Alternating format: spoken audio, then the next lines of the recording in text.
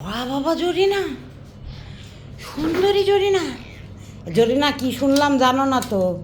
Charlie আছে না, ও নাকি বিটি, বুঝো না? তার একটু আলো মেরে বলি। জরিনা, এটা তো তোমার শ্বশুর বাড়ি না জরিনা। কথায় কথায় পেট উঠায় চলে আসো এখানে। এটা তো তোমার শ্বশুর বাড়ি না জরিনা। তা ক্যাটফুডি যখন খাবা ন্যাকামো করে ওখানে বসেছিলে কার জন্যে? আমার সাথে দেখা করার জন্যে? আমি এসে তোমার আজে বাজে কথা বলবো, 2-3টে লেকচার দেবো, তারপর তুমি ক্যাটফুড খাবা, খেয়ে দেখাবা যে লেকচার না দিলে পেটের ভাত হজম হয় না। হ্যাঁ জরিনা, তুমি তো এতক্ষণ খেতে পারতে। এখন আমি এসেছি, এখন আমার এই যে চলে এসেছে চার্লি মহিলা। আচ্ছা চার্লি, তুমি কি কালোর পালা বিড়াল? সে কি তোমাকে স্প্রে করেছিল? তোমাকে ধরে আবার আমি স্প্রে করে দিলে ডাবল স্প্রে হয়ে যাবে না?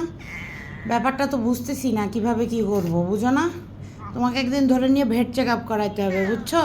না তোমাকে বলিনি, জরিনাকে বলেছি।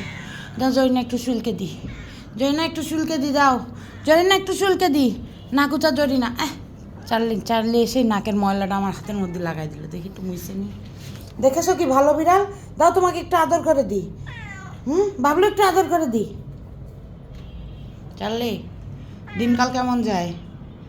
হ্যাঁ, বাইরের জীবনটা কেমন? কষ্ট নাকি? হ্যাঁ, তা একটু চুলকে দিই, তা একটু চুলকে দিই। পরে বলবো আপুর কাছে গেলাম, খালি জরিনাকে চুলকে দিল, আমাকে একটু চুলকে দিল না। দেখেছো এত সুন্দর মেয়ে জীবনে চোখে দেখেছো?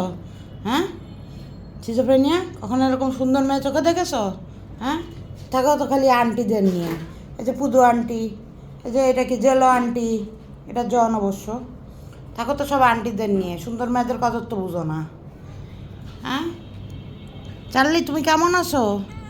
দিনকাল কেমন যায়? তোমার সর্দি লাগে গেছে কেন? এত ঠান্ডার মধ্যে পড়ে থাকো নাকি? হ্যাঁ চার্লি, তোমার কি কোনো বাসা নেই? এটা তো তোমার বাসা না চার্লি। না, তুমি তো এখানে থাকতে পারো না চার্লি, বোঝো না?